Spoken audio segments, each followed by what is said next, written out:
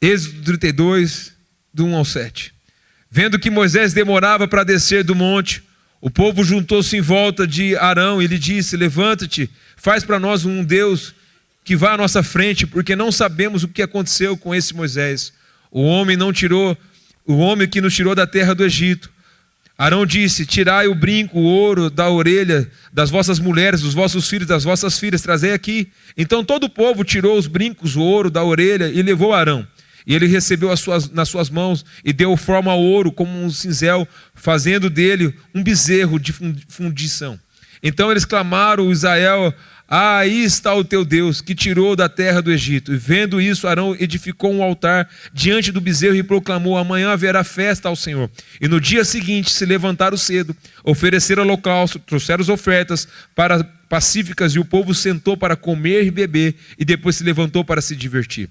Então o Senhor disse a Moisés: vá e desça, porque o teu povo que tiraste da terra do Egito se corrompeu. Depressa se desviou do caminho que lhe ordenei, e fizeram para si um bezerro de fundição.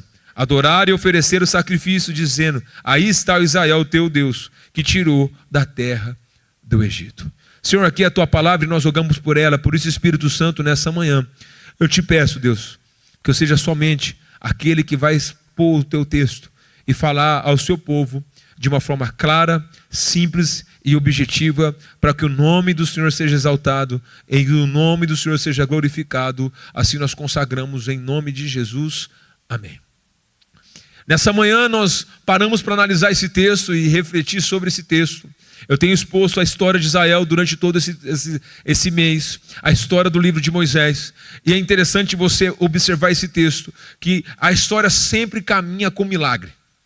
E quando chega no capítulo 24, Moisés tem um encontro com Deus. Nós paramos na beira do mar, atravessamos o mar, foi onde parou a mensagem da semana passada. Agora ele está diante de um encontro com Deus, e Deus está dando a tábua da lei para ele. E ele passa do capítulo 24 ao capítulo 32, aprendendo e ouvindo o que o Senhor deseja para o seu povo. Ele está ouvindo uma direção clara sobre aquilo que Deus deseja. Então ele começa a ouvir. O que o Senhor quer no tabernáculo, o que o Senhor quer, o que o Senhor deseja e tudo mais. E esse povo começa a ver que Moisés está demorando. O povo começa a observar que Moisés está demorando, a impaciência do povo. E a impaciência do povo gera neles medo. Repete comigo: medo. A impaciência gera medo. Quando você não sabe para onde você vai, você não tem um destino, você não tem um GPS, você não tem uma direção, o que vai gerar em você? Medo. É natural. Eu saí de Baton Rouge, fui para Nova Orleans, cheguei lá, eu estava atrás, meus irmãos, a conferência foi uma benção. Mas o cansaço foi achar as coisas que foram pedidas para mim. A mulher mandou uma lista, e eu estou correndo atrás das coisas, porque eu não posso voltar de mão vazia. E vou andar numa cidade que eu não conheço. E vou seguir. Meus irmãos, eu entrei numa loja, num bairro, que eu comecei a ficar com medo. Porque era pior que aqueles filmes de gangster. Era cada carro, cada negócio. E o pessoal entrando na loja, eu com tudo dentro do carro, com as minhas malas, com as minhas coisas. Eu falei: meu Deus, eu vou ser roubado aqui. Mas eu não sabia onde eu estava. E de repente eu passo uma ponte. A hora que eu olho um estádio lindo, aí eu vou para o centro. Que lugar lindo. Comecei a andar e pesquisar. Falei: talvez eu vou dormir aqui. Mas quando pesquisei no Book os preços dos lugares ali, eu falei assim: esse lugar não é para mim. Deus não me quer aqui. É Livramento. Vazei, saí para a direita. Fui lá perto do aeroporto achar um lugar. Isso já era 8 horas da noite. Eu não sei se eu passei bem, se eu conheci tudo, porque eu não conheço o lugar. O que vai gerar em nós? Medo. O povo está impaciente porque eles estão esperando Moisés descer do templo. Deus está falando com Moisés e o povo está aqui. O que a gente vai fazer? Que hora que a gente vai? Já viu as esposas quando vai viajar? Isso não acontece na sua casa, só na minha. Onde você vai? Como você vai ficar? Que hotel que é? Como que é? Que roupa tem que ir? Como que é isso? Que hora começa isso? Eu não sei se acontece com você. Nós fomos, eu e meus amigos, a gente chegou um dia antes. Eu nem hotel tinha reservado. E está tudo bem, senão a gente dormia no carro. Não tem problema nenhum. Mas isso para a mulher é uma afronta. Então não tem sair de lá, não tinha hotel para voltar, teve que achar um. Não tem problema. Mas para a mulher isso é um problema. O medo, a afronta. Então quer dizer, a gente começa a não sentir confortável. Isso é natureza humana. Não se sentir confortável gera problema. E o que acontece? O povo começa a falar assim, ó, esse Moisés está demorando. Esse Moisés está demorando. E o que automaticamente eles fizeram? Começaram a construir um bezerro de ouro. Todo aquele dinheiro que Deus deu para o povo saindo do Egito, todo aquele ouro que Deus deu, o povo começou a gastar para fazer um bezerro de ouro. Para quê? Para poder adorar, para poder consagrar, para poder virar algo para eles de uma idolatria. Então todos nós, sem perceber, se a gente não tomar cuidado, nós vamos cometer idolatria sem perceber. Porque quando a gente não encontra aquilo que Deus quer, quando Deus não revela para nós, nós vamos encontrar um lugar para se apegar. A gente pode ser idólatra numa música. Se o culto não tocar aquele louvor, o culto não foi bom.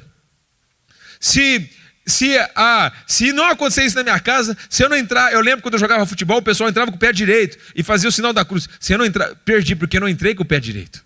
Então eu vou criando um altar para mim de idolatria, porque isso é uma garantia que isso vai dar certo. Então nós vamos construindo para nós um altar. Então a insuficiência, e aqui está uma coisa. Por que o povo começou a fazer idolatria? Por causa do medo e da falta de paciência.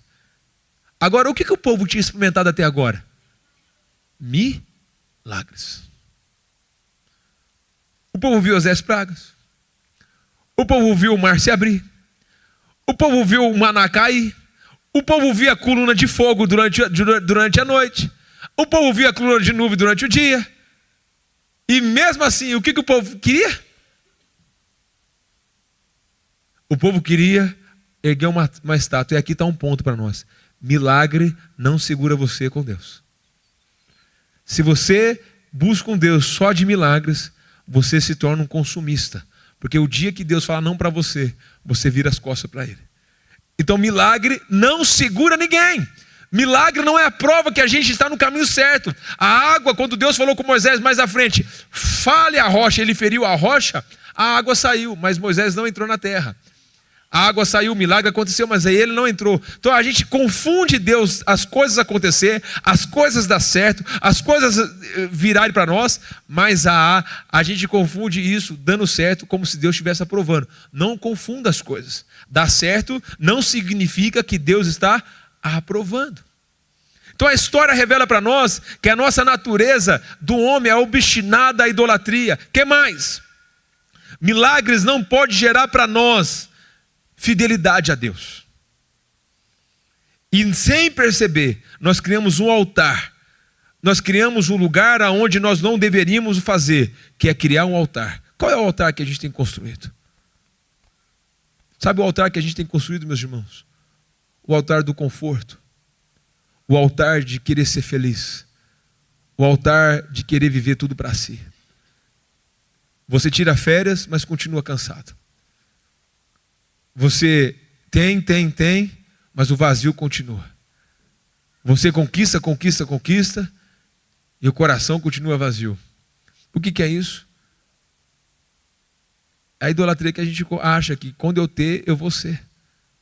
E não. Não é quando você ter, você vai ser. Você é porque Deus disse que você é.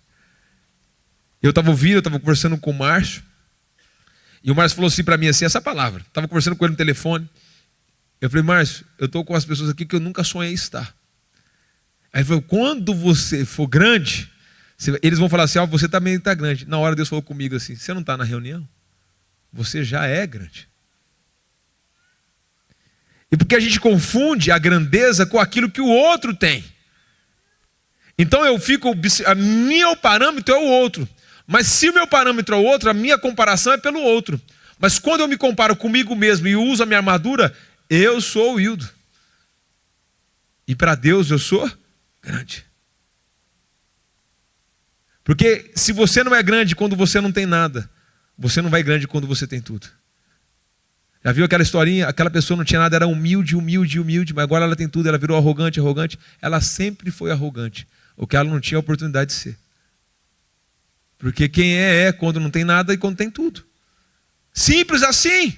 Então a idolatria nossa está dentro do nosso coração. E se a gente não pensar, a gente vai criar um falso Deus, achando que quando eu conquistar eu vou ser. Não, você já é. Você já está. Você já está vivendo, você já é um cristão, você já é amado, você já é desejado, você já foi comprado e Deus já te resgatou. Então a gente não precisa mais de uma confirmação de quem Deus é. Deus já fez. Deus tirou você da morte para a vida. Então você já é um vitorioso, você já é um alguém de sucesso, você já experimentou a verdade, você já experimentou a vida. Agora, o milagre acontece, ele pode acontecer. Por exemplo, essa madrugada um cara desmaiou no avião. E eu falei assim, mato, que esse homem não morra. Porque se ele morrer, e se descer, eu não chego para o culto. Senhor, eu preciso ir para o culto. E comecei a orar pelo homem, orei fervorosamente para o homem. O homem ressuscitou para a glória de Jesus. Ele ressuscitou. Ele levantou e falou, só quero sentar. Eu falei, glória a Deus. Louvei ao Senhor, louvado seja o Senhor. Louvado seja o Senhor para os milagres que acontecem que a gente nem vê. Hoje 200.000 pessoas morreram. Todo dia morrem 200.000 pessoas e você louvou a Deus pela sua vida. Você louvou a Deus porque a misericórdia do Senhor se renovou essa manhã. Você se louvou a Deus porque você está num país livre. Você louvou a Deus porque você está num país maravilhoso. Meus irmãos, a comida lá dá para comer, mas não se compara com a comida brasileira. Não se compara com o povo brasileiro. Não se compara. Então significa, você louvou a Deus por aquilo que Deus já te deu. Você já foi grato por aquilo que Deus já fez. Milagre não é o suficiente. Você pode experimentar um milagre hoje, você pode experimentar um milagre amanhã, você pode experimentar um milagre depois, mas você vai continuar querendo um milagre. Nunca vai parar. Então, ou seja, a satisfação, ou seja, nosso coração deseja isso, é obstinado. Olha o que Deus disse para o povo. Olha que versículo 7. Então o Senhor disse a Moisés, vai e desce, porque o teu povo, que tiraste da terra do Egito, se corrompeu. Olha o versículo 9, o Senhor disse a Moisés, tenho observado que este povo vive, que é um povo muito obstinado. O que é obstinado? É uma natureza dentro dele. Meus irmãos, o povo está desejoso para o milagre toda hora. Mas quando se trata para fazer aquilo que eu desejo, eu não tenho limites. Eu não tenho barreiras. E aí eu faço uma pergunta para nós. Medo gera insegurança. Medo gera isso. Nós queremos ser idólatra. Então a primeira coisa que a gente aprende é que medo gera idolatria. A gente precisa se apegar em algum lugar. Segundo, o que nós aprendemos? Milagre não segura ninguém na fé com Cristo. Pelo contrário. No começo você vai experimentar muitos milagres. No começo da sua conversão. Mas vai chegar um momento que você vai crescendo, você precisa andar em fé. Talvez o milagre não vai acontecer. O meu filho está aprendendo, ele anda hoje, ele corre. Então eu não preciso mais ficar carregando o colo, eu ponho no chão, anda. E tem hora que Deus já te deu uma palavra, e você assim, por que Deus tem que falar a segunda se você não obedeceu a primeira? Deus já te deu uma palavra. Estava nos Estados Unidos, agora, em 2014, a Fernanda, uma menina, a Fer Festa, ela chamada de Fer Festa, ela dançava, ela dançava ginástica rítmica, é isso, amor? Da seleção da ginástica. Ela me deu uma palavra em 2014. Hildo, Deus está me mandando te dizer, aprenda a falar inglês. Eu peguei aquela palavra. Sabe o que eu fiz? Não aprendi. Sabe o que eu fiz? Eu não fiz nada. Esse ano que eu voltei para a aula, mas estou assim, mais falta que vou, aquela coisa toda. Estou numa reunião. Agora, com um monte de gente. Um monte de gente vindo falar comigo. E eu tinha que pôr alguém como intermediário. E aquilo que eu tenho mais de qualidade, que é coração para coração, eu coloquei e tinha que com alguém, porque eu não fui obediente. A palavra que Deus deu lá atrás não mudou hoje. Ele já sabia que eu estaria nessa reunião hoje. E ele sabia que eu precisava falar inglês. Sabe o que isso me acontece? Cria barreiras. Então às vezes a gente não obedece a Deus, Deus não vai mudar o destino dele, mas nós vamos criando barreiras. Agora eu tenho que correr atrás. Porque a reunião daqui 2 anos, 2027, vai ser no Canadá, se não me engano. E eu pus na minha meta, eu vou ter que aprender a falar inglês, porque eu não vou perder a oportunidade. O presidente da Toyota Mundial me abraçou e falou assim, o seu sorriso me encanta. E aí eu,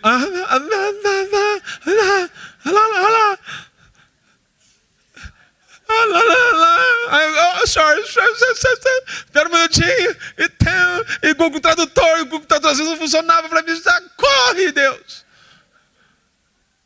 Deus deu a palavra, não deu? Deus já avisou em 2014. E às vezes, meus irmãos, deixa eu falar algo aqui para você.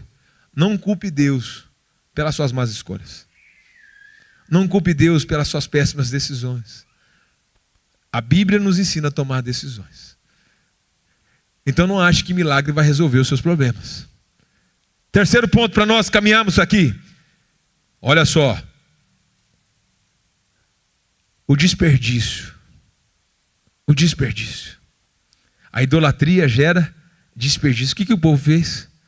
Pegou objeto de ouro, fundiu e fez um bezerro. A idolatria gera desperdício. Tem gente desperdiçando seus bens, seu tempo, com coisas que não preenchem. Olha lá, terceiro ponto, a idolatria gera desperdício. Eles pegaram todo o dinheiro que Deus deu. Quando eles estavam saindo do Egito, eles não tinham nada, eles eram escravos. Deus deu todo o ouro, toda a prata, tudo. E agora eles estão criando um objeto para eles adorar. Todo desperdício, todo o exagero de desperdício, todo excesso de consumo é um desperdício para o reino de Deus. Sabe quanto que sustenta um missionário no Paquistão? Por ano, uma família? $1.000 você sustenta uma família um ano todo.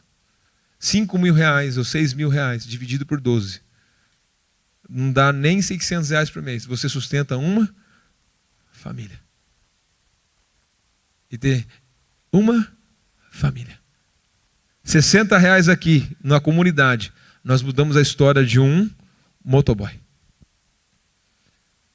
Olha o que o desperdício da idolatria faz. Então Deus nos chama para algo poderoso. Deus nos chama para uma coisa que Ele dá valor. O que Deus dá valor? É na idolatria? É no milagre? O que Ele dá valor? O que você acha que Deus dá valor? O que você acha que Deus ama? O que a gente tem que fazer da prioridade? A prioridade, aquilo que Deus colocou em primeiro, a gente precisa colocar em primeiro. O que Ele colocou em primeiro? O que vocês acham? Amar a Deus de todo o teu coração. Amar a Deus de todo o seu coração, amar a Deus de toda a sua alma, amar a Deus de todo o seu entendimento. E amar a Deus implica fazer aquilo que Ele ama. Eu amo a minha esposa, então ontem implicou eu ficar no carro da 1 às 8 da noite para amar a ela e fazer aquilo que ela vai ficar feliz. Porque eu a amo. Então, sacrifício. Eu não gosto de shopping, pergunte para ela. Isso, eu não gosto? Eu não gosto. Mas eu fui, porque eu a amo. Quando eu amo Jesus, eu faço aquilo que Ele ama. O que Ele ama? O que Jesus ama? O que vai gerar em nós sair da idolatria? O que vai sair da gente sair do medo? O que vai fazer a gente sair do desperdício? O que vai fazer a gente ser feliz? Quem aqui quer ser feliz? Não. Quem quer ser feliz aqui? Ah, bom, porque você quer sofrer? Pelo amor de Deus, né? Não, ser feliz. Fala assim, eu quero ser feliz. Vou fazer igual o coach agora. Eu sou feliz. Eu quero ser feliz. Eu vou fazer alguém vira para alguém do lado. Eu vou te fazer feliz. Na alegria e todo tempo. Lucas 15. O verdadeiro discípulo. Olha que interessante. Essa história é uma história conhecida. Essa história é uma história aonde a gente conhece. Então Moisés está lá atrás. Aí eu venho para Jesus aqui, ó, Lucas 15. Olha o princípio. Jesus, todos os publicanos e pecadores aproximaram-se dele para ouvi-lo. Mas os fariseus e escribas criticavam. Este recebe e come com pecadores. Jesus sempre ensinou por parábolas. Jesus sempre ensinou de uma forma a qual as pessoas entendiam. E agora Jesus vai contar 3 parábolas. A parábola da ovelha, a parábola da dracma e a parábola do filho. A primeira parábola, ele fala do quê? Verso 4. Um homem que tinha 100 ovelhas e perdendo uma, deixou todas para buscar a que se perdeu. Aí você vai lá para o versículo de número 11. Versículo 8, desculpa. A mulher que tinha 10 dracmas, perde uma e vai atrás da que se perdeu. O pai, versículo 11, que tem 2 filhos, e um se perde. Então são 3 parábolas que mostram 2 exemplos. O que está no lugar certo, as 99 que está no lugar certo, as 9 dracmas que está no lugar certo, e um filho, ainda que a motivação esteja errada, ele está no lugar certo. Aí eu faço uma pergunta. Eu tenho 99. Por que eu tenho que correr atrás de uma? Eu tenho 9. Por que eu tenho que correr de uma? Eu tenho 2. Agora eu vou ficar com 1. Por que eu tenho que correr do que se perdeu? Poderia ser a nossa conta aqui, sim ou não? Poderia ser o nosso raciocínio aqui nessa manhã. Eu estou falando de idolatria, do bezerro de ouro, eu estou falando de tudo isso aqui. E agora eu estou fazendo uma conta para nós. O que vai preencher o nosso vazio? O que vai tirar a gente da idolatria? O que vai tirar a gente do ócio? O que vai tirar a gente desse lugar de parar e ficar esperando Deus falar? Porque Deus já falou. É tempo de avançar, meus irmãos. Não é mais tempo de ficar. O que ele faz? Se tem 99 certa, ele deixa a que está certa e vai para quem se perdeu. Ele deixa as dracmas que estão lá e vai para que se perdeu. O pai prepara tudo para encontrar o filho que se perdeu. O que Jesus está falando? Que uma ovelha tem um valor para o seu pastor. A dracma significa money, o dinheiro. Uma vida custa e tem valor para o seu pastor. Um filho custa e tem valor para o seu pastor. Eu falava com um pastor que é responsável pelas cruzadas do Billy Graham. O filho dele com 32 anos foi levar a noiva para ver o apartamento, saindo, deixou a noiva, foi abordado no Rio de Janeiro, tomou 2 tiros no peito e morreu. Ele tem 6 filhos, fora o que morreu. E ontem, a gente, na sexta-feira à noite, a gente batendo um papo, ele falou, hoje meu filho estaria completando 39 anos de idade. Eu tenho 6, mas ele ainda faz falta. E meu coração dói. Esse é o coração de Jesus. O coração dele dói da ovelha que está perdida lá fora. O coração dele dói quando alguém não está na casa do Senhor. O coração dele dói quando há vidas lá fora indo para o inferno e a gente confortável dentro da igreja. O coração dói. Por isso que o verdadeiro discípulo faz da prioridade de Jesus a sua prioridade. Então a nossa prioridade como cristão não é ser bem-sucedido profissionalmente, isso é um meio. A nossa prioridade como cristão não é alcançar para os nossos fins, isso é um meio. A nossa profissão não é o nosso fim, é o nosso meio. Nós não somos médicos, nós não somos advogados, nós não somos empresários, nós estamos médicos, nós estamos advogados, nós estamos empresários, nós estamos numa área. Essa área é o meio que Deus te confiou para você manifestar a glória dele lá. Porque o dia que Jesus voltar, você não vai ser médico. Ó, Senhor, está aqui minha profissão. Ah, está aqui a minha conta bancária, porque vai ficar tudo aqui. Mas ele vai perguntar, cadê as vidas que eu te confiei? E essas vidas, ninguém vai poder dizer, Senhor, de Jesus ninguém escapa. Então, ou seja, se ele dá valor em vida, o que eu tenho que amar? É vida. E uma vida faz toda a diferença, porque a Bíblia diz que uma alma vale mais do que o mundo todo. Então nós precisamos dar prioridade para aquilo que é prioridade.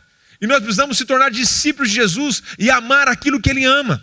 Amar aquilo que Ele deseja, amar aquilo que Ele sonha, e Ele sonha com vidas. O seu vizinho não conhece Jesus, o vizinho da esquerda não conhece Jesus, a sua rua não conhece Jesus, o seu bairro não conhece Jesus, a sua empresa, o seu negócio, aonde você está, pessoas precisam saber que você carrega Jesus.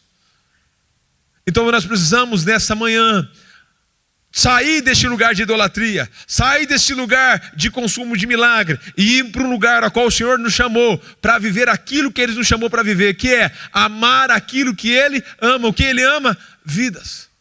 Por que tinha 600 pessoas lá nos Estados Unidos, das maiores igrejas do mundo, todo mundo junto, parecia que é numa mesa, uma conversa, só líder e no final todo mundo na mesma página. Porque todo mundo tem um único objetivo: fazer o nome de Jesus conhecido. Sair de 1.8 para 5.0 do crescimento do cristianismo. E todo mundo se mobilizou, e todo mundo se sacrificou para ver o nome de Jesus engrandecido.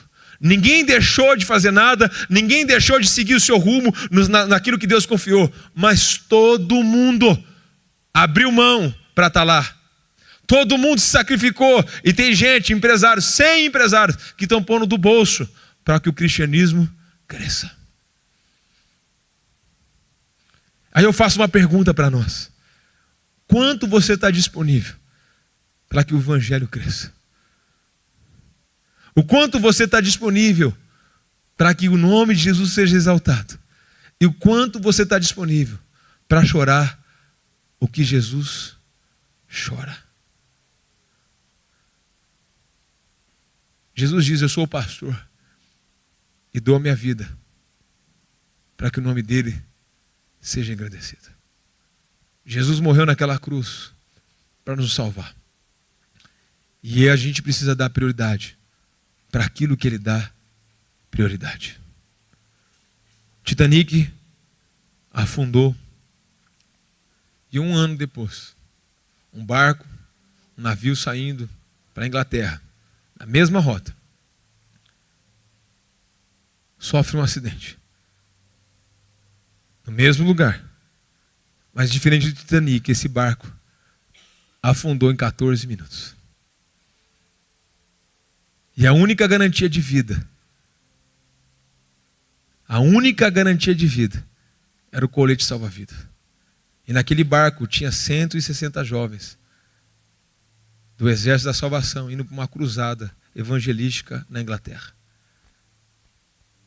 E sabe o que aconteceu?